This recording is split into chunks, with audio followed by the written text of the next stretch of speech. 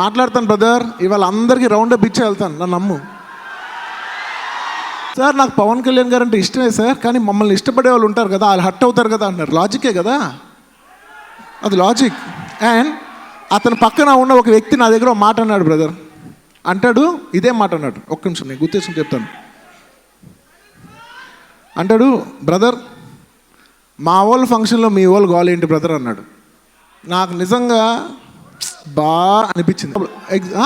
మాట్లాడతాను బ్రదర్, ఇవాళ అందరికీ రౌండ్ అప్ ఇచ్చే వెళ్తాను, నన్ను నమ్ము.